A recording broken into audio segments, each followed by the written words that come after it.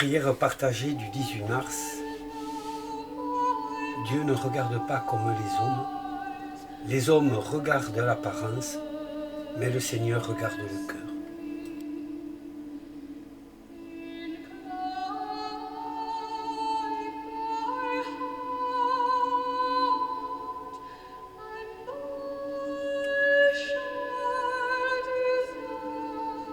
Nous voici réunis, ancrés sur cette parole de Jésus. Lorsque 2 ou 3 sont réunis en mon nom, je suis au milieu d'eux. En étant au milieu de nous, il fait de nous ses disciples.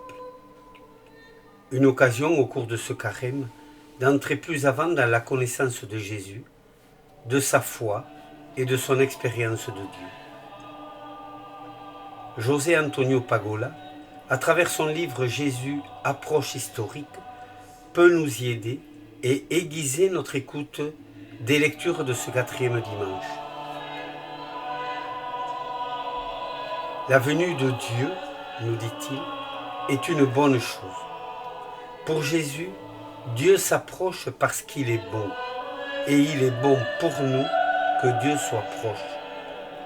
Il ne vient pas défendre ses droits, ni demander des comptes à ceux qui ne gardent pas ses commandements. Ce qui préoccupe Dieu, c'est de libérer les gens de tout ce qui les déshumanise et les fait souffrir. Le message de Jésus a impressionné dès le début. Sa façon de parler provoque l'enthousiasme des milieux les plus humbles et les plus ignorants de Galilée. Il dit ce qu'ils avaient besoin d'entendre, que Dieu prend soin d'eux. Le royaume de Dieu, tel que Jésus le proclame, répond à ce qu'ils désirent le plus, vivre dans la dignité. Si Dieu veut régner, ce n'est pas pour manifester son pouvoir au-dessus de tous, mais pour faire éclater sa bonté et la rendre effective. Il est curieux d'observer comment Jésus, qui parle constamment du royaume de Dieu, ne désigne pas celui-ci comme roi, mais comme Père. Nul n'en doute. Jésus a enthousiasmé les paysans de Galilée. Le royaume de Dieu, tel qu'il le présente, a une simplicité à la portée des gens. Il y a quelque chose de bon et de concret, et même les plus ignorants comprennent. Pour Jésus, c'est la vie qui passe en premier, pas la religion.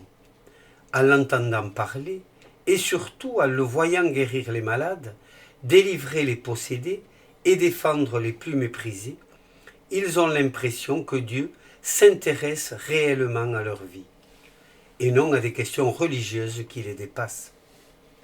Le royaume de Dieu répond à leurs aspirations les plus profondes. Les paysans galiléens perçoivent en lui quelque chose de nouveau et d'original. Il proclame le salut en guérissant. Il annonce le royaume en mettant en marche un processus de guérison aussi bien individuel que social. Le fond de son intervention est clair. Soigner, alléger les souffrances, restaurer la vie. Il ne guérit pas de façon arbitraire ou pour faire sensation, non plus pour prouver la véracité de son message ou affirmer son autorité. Il guérit poussé par la compassion, afin que les malades, les désespérés, les possédés ressentent que Dieu veut pour tous une vie plus saine.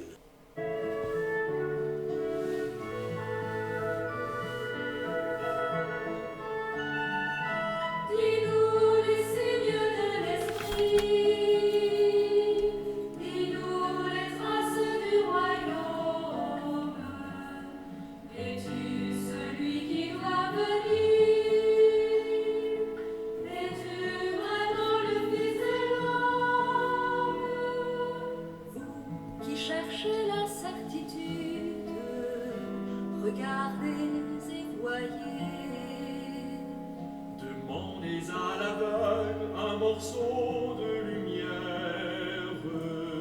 Demandez à l'aveugle un morceau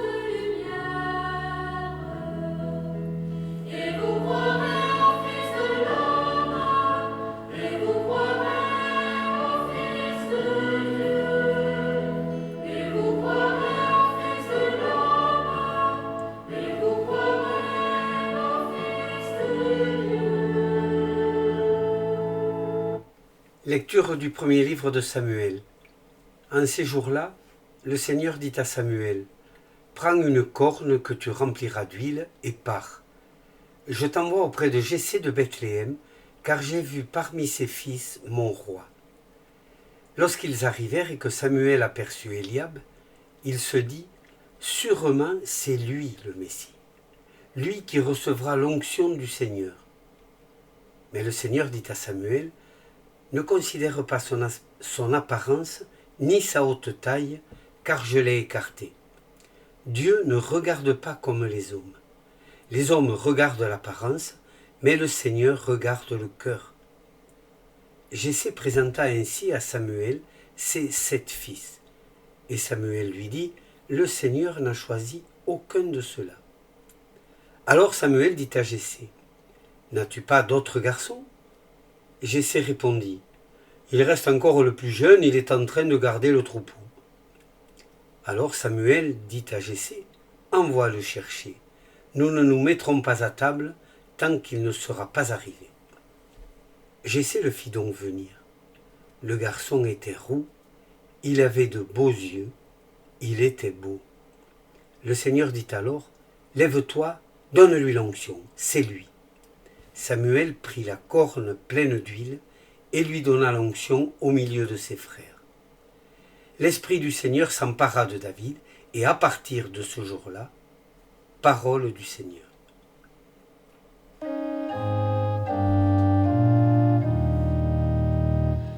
Le Seigneur est mon berger, rien ne saurait me manquer. Le Seigneur est mon berger, rien ne saurait me manquer.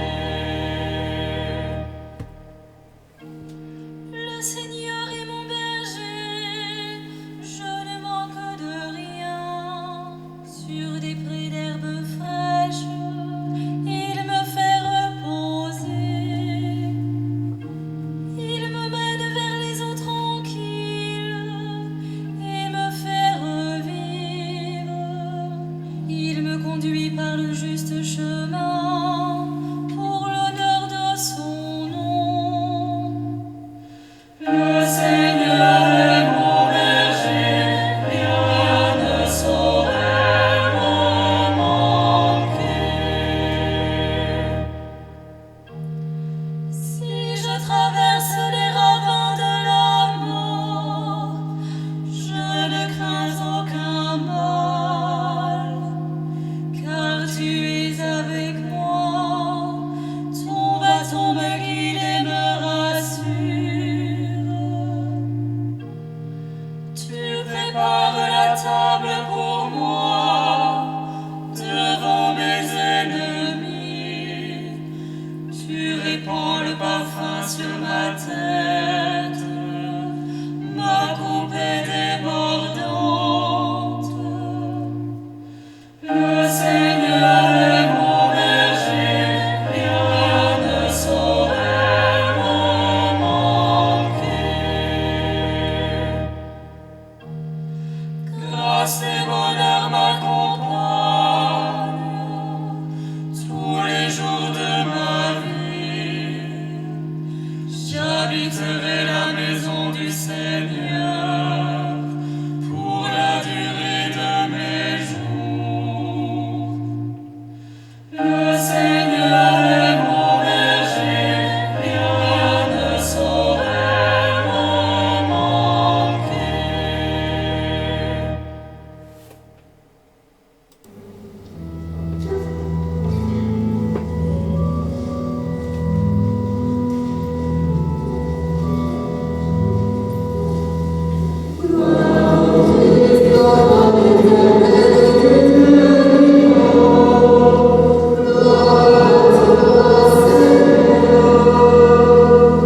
Moi je suis la lumière du monde, dit le Seigneur. Celui qui me suit aura la lumière de la vie.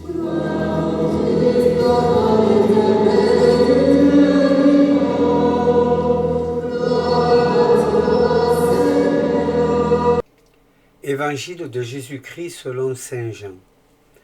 En ce temps-là, en sortant du temple, Jésus vit sur son passage un homme aveugle de naissance.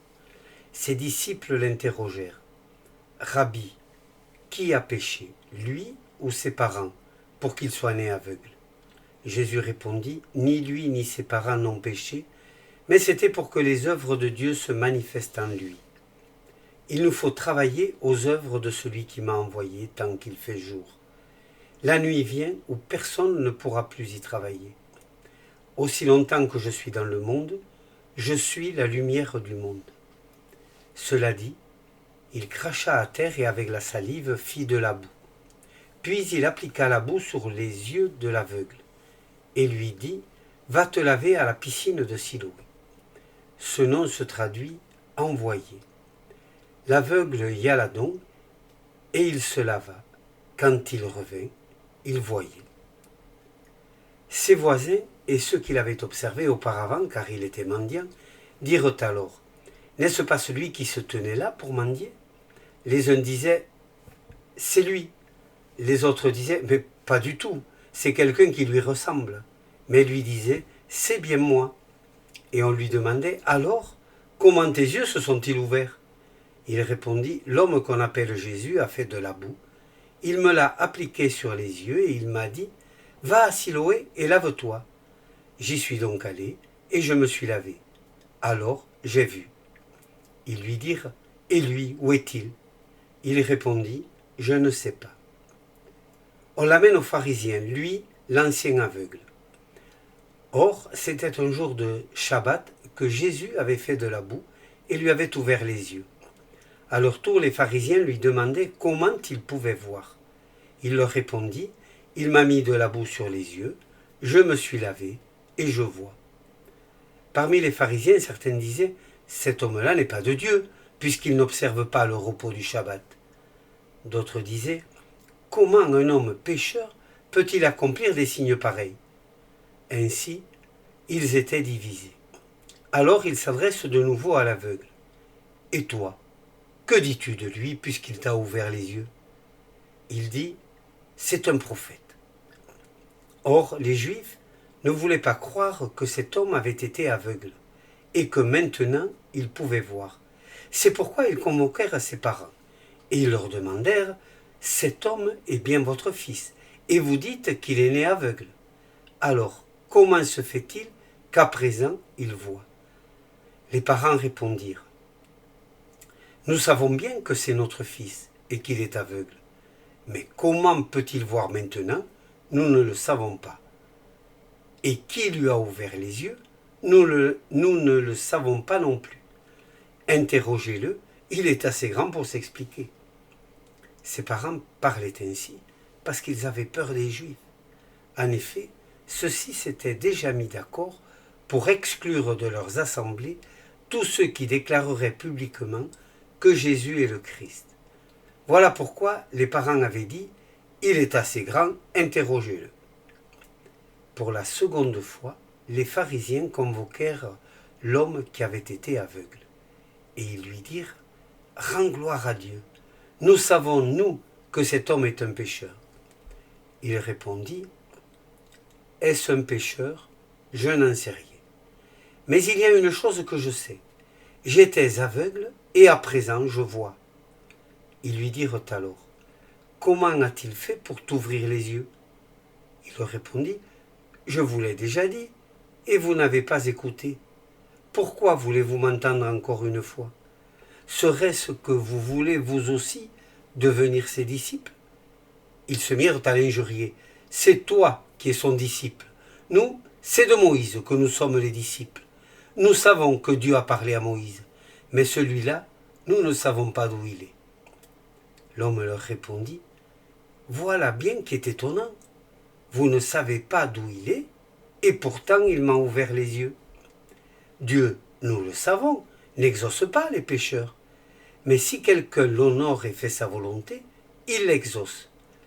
Jamais encore on n'avait entendu dire que quelqu'un ait ouvert les yeux à un aveugle de naissance. Si lui n'était pas de Dieu, il ne pourrait rien faire. » Ils répliquèrent « Tu es tout entier dans le péché depuis ta naissance et tu nous fais la leçon ?» et ils le jetèrent dehors. Jésus apprit qu'ils l'avaient jeté dehors. Il le retrouva et lui dit, « Crois-tu au Fils de l'homme » Il répondit, « Et qui est-il, Seigneur, pour que je croie en lui » Jésus lui dit, « Tu le vois, c'est lui qui te parle. » Il dit, « Je crois, Seigneur. » Et il se prosterna devant lui. Jésus dit alors, « Tu es venu en ce monde pour rendre un jugement, que ceux qui ne voient pas puissent voir, et que ceux qui voient deviennent aveugles. » Parmi les pharisiens, ceux qui étaient avec lui entendirent ces paroles et lui dirent, « Serions-nous aveugles nous aussi ?» Jésus leur répondit, « Si vous étiez aveugles, vous n'auriez pas de péché.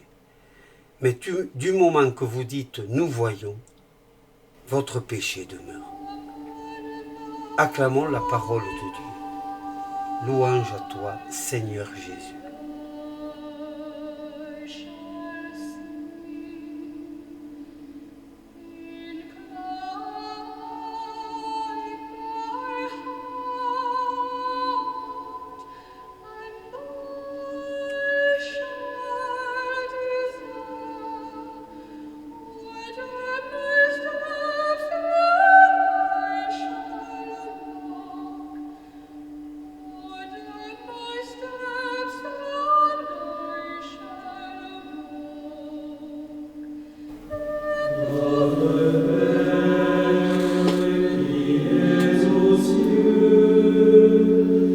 Que ton nom